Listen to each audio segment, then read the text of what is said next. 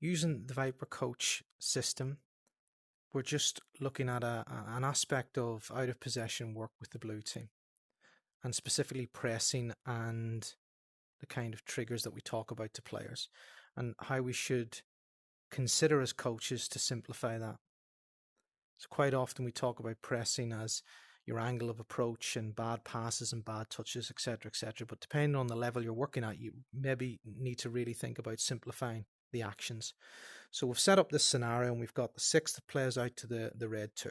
Now at the moment you can see the red 2 can do anything they want on the ball here because there's no pressure.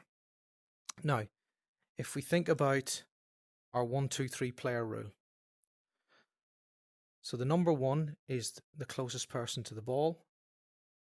The 2s are the players that are nearest the closest person, and then the 3s, number 3s, are the ones that are just away from the ball.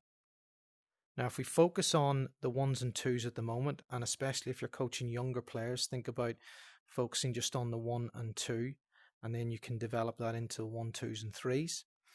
If we look at it visually,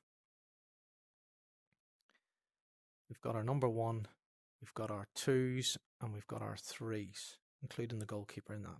But we can see we've got 3 distinct types of players, and that helps identify or give an identification for players on the pitch. So at any given time, they can assign themselves to either the number 1, 2, or 3. So in this situation, we see that the number 1 is the player close to the ball, which is the 11. Now, when we're in that situation, to really simplify it in terms of pressing, as coaches, consider just telling the player that your job is to just try and close the space down and make it really difficult for that player to play a pass under full control. Now, as I'm running, if they play it back to the 6, we can't do anything about that. But my job is to get there as quickly as I can, not to be beaten easily so that the player runs past me, but to be able to just go and close the space down as much as possible and make it really difficult for them to play a pass. So visualize that. The player goes, now look, we're closing down. Can we get their head down? That's maybe a trigger we look at, but let's not complicate it. The key to success is sometimes coaches will argue that just giving them that is not good enough because the player can then choose to go different ways depending on the angle of pass. I just want to go straight line to that number 2, red 2, and close down the space as much as possible, as quickly as possible. Accelerate, decelerate, not to be beaten too easily. But that does mean that the red 2 can play to the 7, can play to the 8, can play to the 6, depending on how risk averse they are. But here's the key. If we follow the concepts and principles of the game and we link them together. Now, the number 1 is the player closest to the ball. Go and press, close the space down, make it really difficult. Simple. The 2s should be thinking about, if number 1 does their job properly, then they might play a bad pass into my direct opponent. So if I look at the number 3, that's the red 7.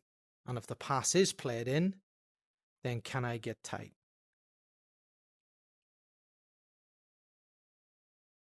So now we're thinking about the players' responsibilities to players close to them.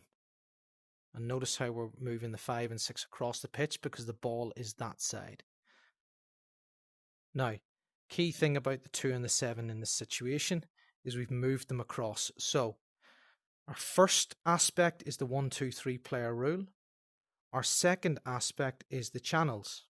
So if the ball's out of on the right hand side channel for the reds, the blues left hand side channel, at the very least our team should be leaving this channel, the furthest channel away, vacated with any of our players. So fill 4 channels or 3 is the rule. Leave this. And the reason why that's important is purely and simply because coaches will argue that just running to this player straight isn't enough. But what it means is that we can now look at these players getting tight into their positions, which we've just shown. We don't have to worry about these because that ball across to here is probably the most challenging and has the most risk. So will this player actually play it? So that means we have more players in these areas. So we have an overload, and this is where we can go to work to win it. And that's why we can afford to let that number one player just run and close the space down and press, because then we've got blue 3, blue 4, blue 10, blue 9 ready to pounce on a pass that maybe goes back. So visualizing that. So again, and then this player becomes the number one. So now we're just focusing on the ones and twos. So we've now got a new number one. We've got a number two. So if that gets played back, I can now win it. We've got twos here. If the 7 comes in, then I can go with them. And then potentially we start to win the ball and get ahead of them.